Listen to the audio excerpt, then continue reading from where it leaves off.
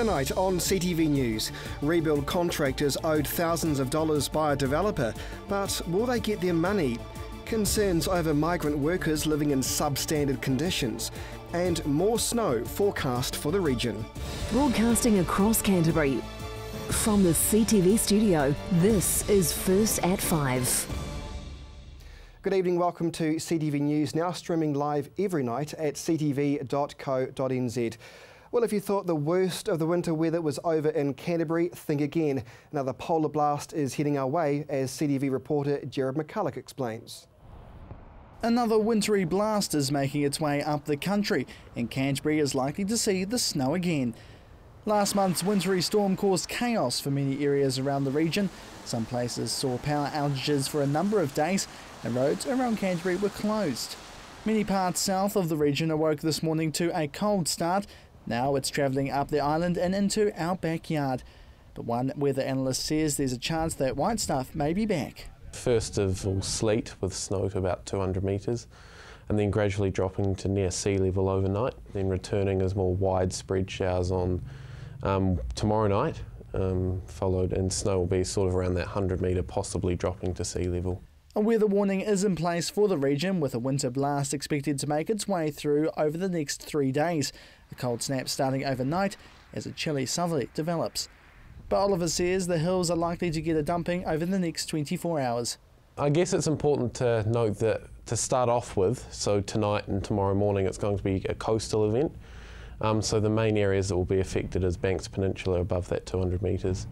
And then over the Port Hills and Christchurch gradually as well. Yes, that's right, Christchurch. There's a possibility a white blanket of snow could be making itself at home. However, Oliver says don't hold your breath. In the great scheme of things, it's very rare to get snow in Christchurch, but yes, this time it's looking more likely than the previous two events that we've had. It's not only sleet at sea level, and then anything below 200 metres is sort of that sleety, snowy mix. So it's a fine line between whether we see rain or snow. Last month, the green grass was replaced by a rather large layer of snow, with roads and small communities closed up due to the harsh weather. And here's a message for commuters as well. It doesn't take much snow to cause disruption on the roads, especially if it rains beforehand and then you get a couple of snow showers coming through. It can be quite disruptive. So yeah, I guess just drive to the conditions, and if it does get bad, don't go out unless you absolutely have to. The New Zealand Transport Agency is also urging Canterburyans to be extra vigilant on the roads, especially those travelling south of the region. They say commuters need to be aware of alpine roads closing quickly due to snowfall, so travellers don't get caught out.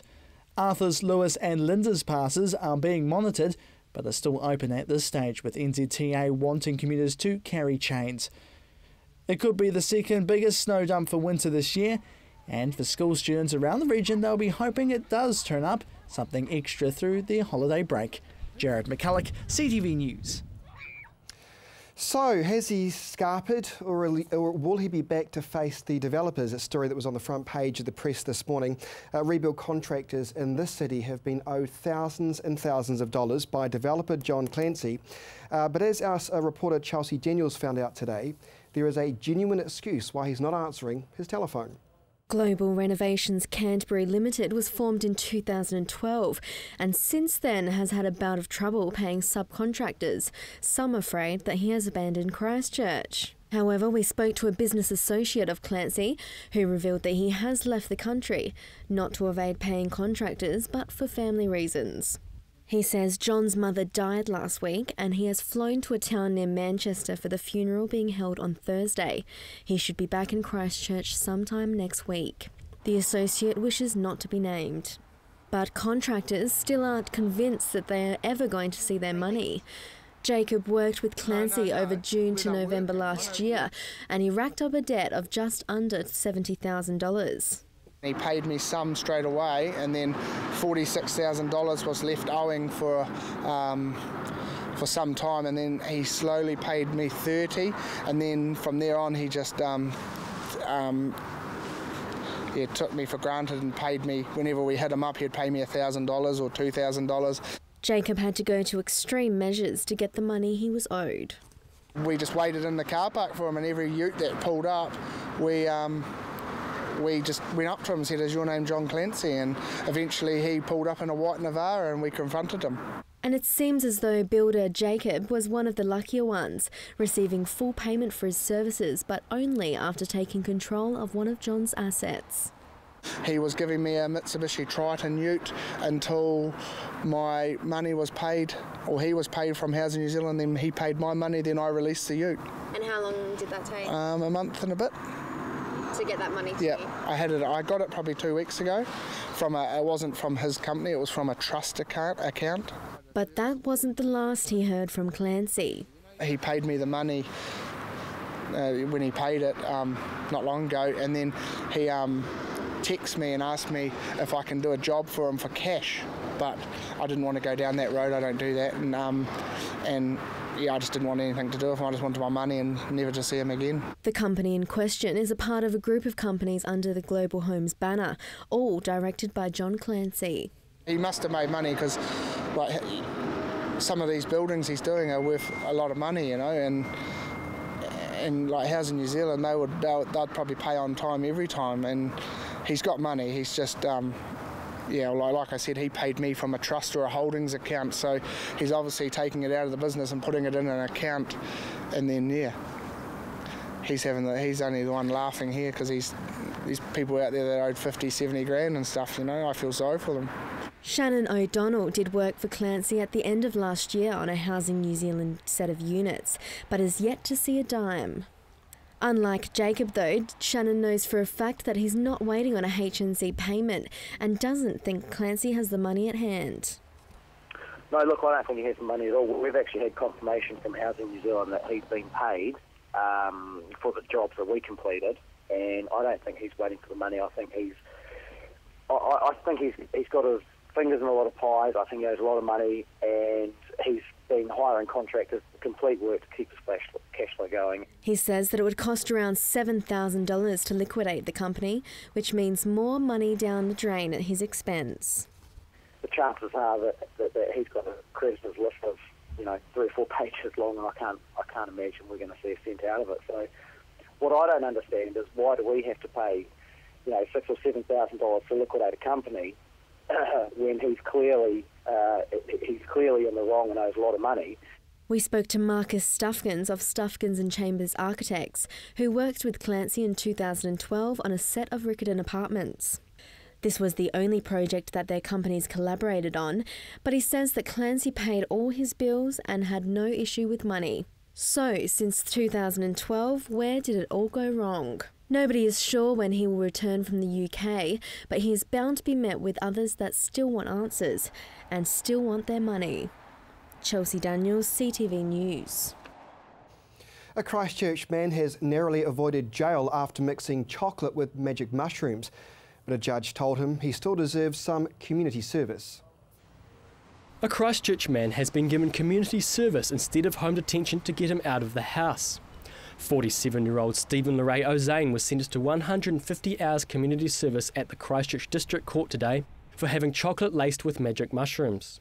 The court heard Ozane was stopped in his car by police, who found a chili bin with a container holding 11 homemade chocolates containing magic mushrooms. They also found dried magic mushrooms and living spores to grow more of the fungi. Ozane's probation officer recommended community work, saying it would get the reclusive man out of the house as opposed to home or community detention that would keep him inside. The court heard Ozane suffers from anxiety and depression, had some brief contact with Hamilton Hospital in recent times and is now receiving some medication for his medical issues. Before sentencing, the judge warned Ozane that possession of magic mushrooms could carry a sentence of up to 7 years in jail, and it would not be in his best interest if he returned to court in the future on similar charges. And still to come here on CTV News, we'll have an update for you on the progress of the rebuild of the city.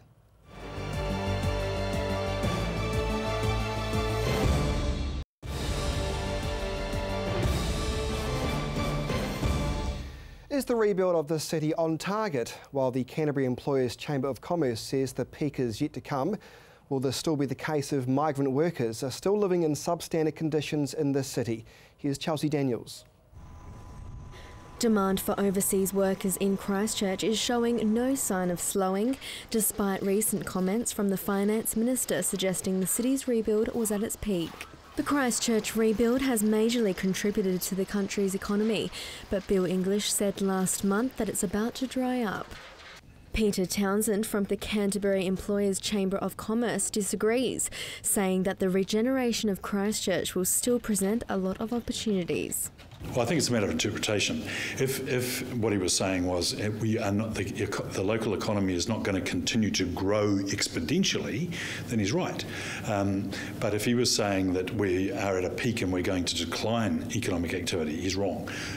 What will happen is that we will stay very, very busy at a very, very high level of economic activity for a long time. Immigration New Zealand figures show more than 2,500 visas are linked to the Canterbury rebuild in the past year alone, with over 5,500 work visas issued since July 2011. There are thousands of migrants in our community assisting with the rebuild. They come primarily from the Philippines, followed by the UK, followed by Ireland, and then a whole lot of other countries involved. We can't measure the ones that come in from Australia, but they're all making a material difference to the rebuild and bringing a variety of cultures, skills and energy to the regeneration of Christchurch. Peter says that there is still a lot of work to be done and a need of workers at least for the next decade. There will be intense activity for the next 5 to 10 years, maybe 5 to 7 years, and then there'll be a tapering off as we reach the end of the rebuild. But as I just said, we're 30% into it. We're 5 years down the track. We've got a long way to go. Henry Jacewell, General Manager of the Christchurch Migrant Centre, says that with the growing number of skilled migrants coming to our city, the more problems we face. When they do come here, they come to the big companies, but then they find out that that's all they get. They don't get this support coming to a new country from a host that, these what you need to live, where you need to go, what government agencies are there to assist you with social welfare, to assist you with other activities that you need to do, or even immigration for that matter. He says that migrants are more at risk of being exploited, not only by employers but by landlords. For them, when they come here living in 3 or 4 people living in a room, for them it's not exploitation necessarily because they're used to living that in their own countries. So they don't actually even realize they're being exploited according to our standards. However, from my point of view, from a Christchurch Migrant Centre point of view, the reason we call the definition of exploitation is because of the living conditions. They're living in cold, damp houses. Henry says it's not only the difficult housing situation in Christchurch that migrant workers face, but more social boundaries. With the strain of moving to a new country, many struggle with language barriers, but the Migrant Centre is here to help. We are already doing a lot of capacity building seminars within the community. We are doing a lot of free activities for socially isolated migrants, especially the ones who are mothers and daughters and parents who are at home when the man has gone to work, as they feel socially isolated. So we are doing a lot of programs for them, for free programs for them to come here and we do free sewing classes, we do free Zumba classes, we do free English classes, so that they can come here not just to learn English or not just to do a Zumba, but actually to intermingle with everyone and feel the sense of community. More and more migrant workers are going to be coming to Christchurch to assist in the rebuild over the next decade, and Henry says they already see a lot through their doors. In a month we get around 300 to 400 come through the door for some for information access, where to get help from, which agencies to go to.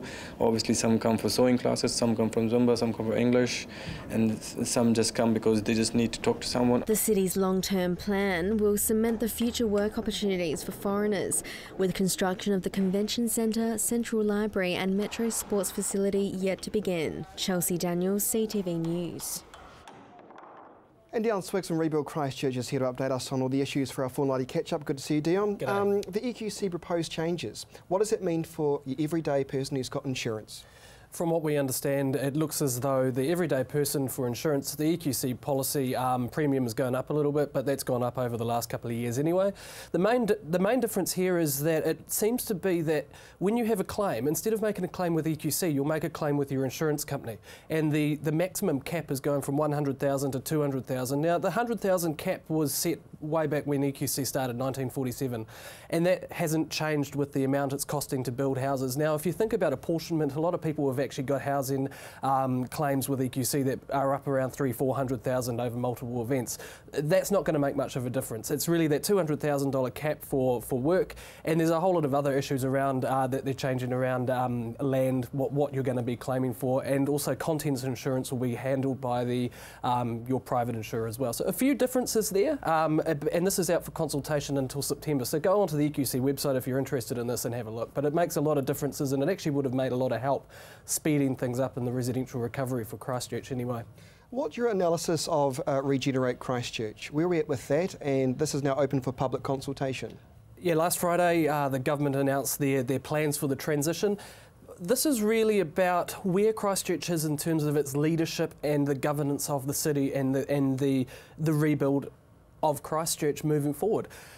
The government have proposed an organisation that will look at that governance structure. So a lot of the responsibilities that are for government departments, they're going to go back to those departmental parts in the government, but the governance is going to be held maybe by this transitional kind of body, which they're calling Regenerate Christchurch. The council want to run it, the government want to run it. At the moment, they're going through a whole lot of negotiations, but this is where we have a chance to consult on this and actually tell the government what we want, and so that's open till the end of the month.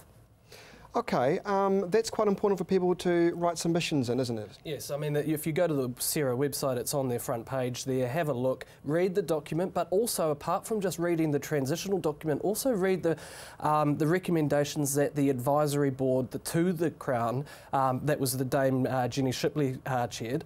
Read that document, because that actually has a lot more details and a lot more options to actually what there is behind it. CERA haven't actually been forthfronting and coming out with that information, but it's really important that people know that information.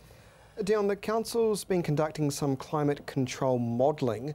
What exactly does that mean, and how concerned should people be living on coastal areas really be?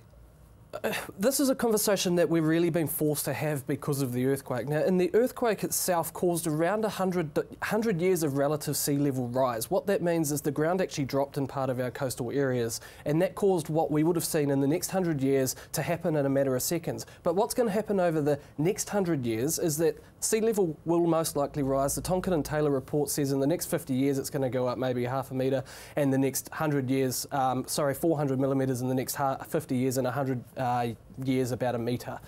That means that a lot of the coastal areas, if we don't look at maybe building stock banks or flood issues or flood mitigation techniques, a lot of our communities in the east will actually be underwater. What does that mean for the rebuild that we're under now? What does that mean for those people living there? These are conversations that we're having now. The government, the council's just released that information this week. It's really important that people understand if they live in those areas, but it also means, it also has a lot of impact for us in the central city or even further up, because that means that high tide level, the Avon River becomes inundated. The flooding around when there's flooding and high tides means that there's more floods going to be in the city. We need to look at this, and this is a very big conversation that's next after the rebuild. Well, actually, we need to look at this in together. The whole thing is really important, and how do we do that? That's what we're up for conversation. Now, the government's still on board with its temporary accommodation for those who desperately need it. That's a really important message tonight for those who do need a roof over their head when potential for cold snap on the way again. What's with this? Yes, there's been the government have announced that they're keeping it on a little bit longer. They were going to end it, and they've been dragging it on just to keep it going. But this is really important, because people need the money to be able to live in a house. What's going on is the rebuilds are taking, or repairs are taking so much longer, and the insurance companies are only paying out a certain amount of money for, you know, most are around maybe a year. Some people are out of their house for longer than that. So the CTAS, is the temporary accommodations support, their supplement is actually there to top you up. And for a 3-person house, it's about $330 a week. Now, I think it's important to note that, because a lot of the time people think there's not help available. There is help there available for people who are really doing it tough in the city, but it's getting the communication to them to let them know there are services that are in fact government organisations and non-profit organisations as well, yeah, exactly, that can help people in distress. Yeah, and I mean, you can just go to Ministry of Social Development and WINS offices to get that service. All right. Some positive news, I guess, depending on what way you look at it. The eastern frame, finally some development. Of course, Fletcher's, no surprises there. What are your thoughts on this? I mean, any announcements that are positives are good, aren't they? I really like the effect that we're going to have so many more people living in the central city. And what you can see here is it's joined up the whole central city, and that means it's going to be people. At the moment, our central city is pretty dead, but if you start putting people in there, that's going to actually encourage investment around that people, around where people live. You know, these apartments are going to be relatively expensive, so they're not affordable in my opinion. But what it means is, again, that we'll have people there, and this is staged over the next 7 to 8 years, the work that's going to go on there, about 1,200 properties altogether. I just think it's great. I like living in the central city, and I think it's really happy. It's going to be a happening place in the future. We like positive news, and Dion is a champion of it. We appreciate your time tonight. Dion Swiggs from rebuildchristchurch.co.nz. Well, still to come here on your local news service, the region's weather.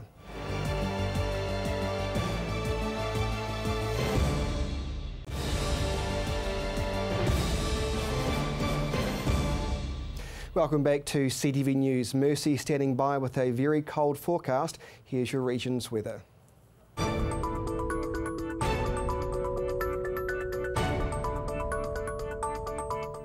Kia ora, Canterbury. Well, that temperature definitely dropped for most places today, the beginning of the cold front that's coming through this evening. But let's take a look at today's highs. Twiselon 4 degrees, Waimate and Timaru 9 degrees for both of you.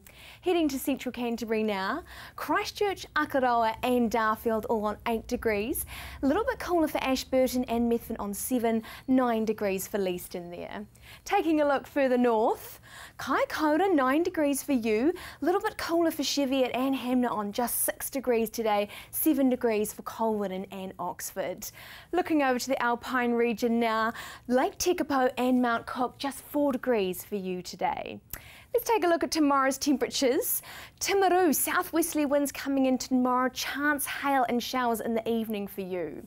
Looking over to Ashburton, it's looking really cold here, southwesterly winds coming through, the potential for snow flurries in the evening as well. Wrap up warm for that one. Christchurch, there is chance snow flurries either tomorrow morning or evening. Let's hope that that snow doesn't come through though.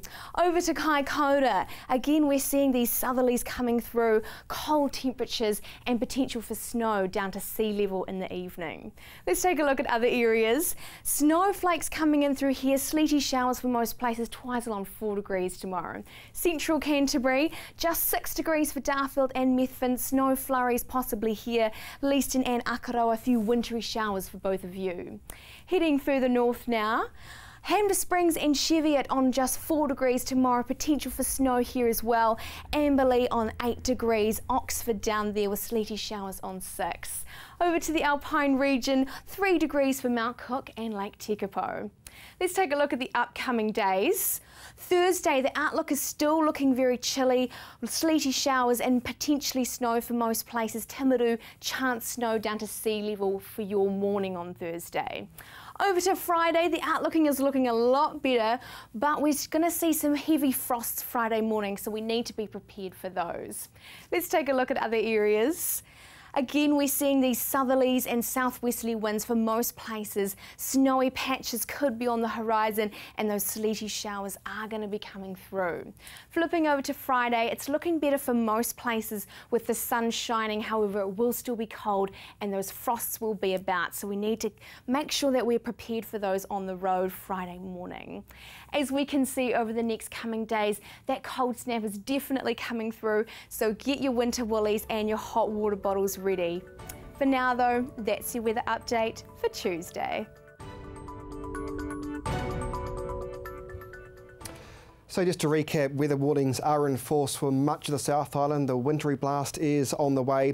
Weather warnings, strong weather warnings in place for inland Canterbury over the next few days. There will be heavy snow, just like last time, but potentially not quite as bad, which could cause black ice on the roads. So we are going down to -degrees tonight, so do be careful when you're driving to work tomorrow night. And that is CTV News for Tuesday. Stay safe and have a great evening.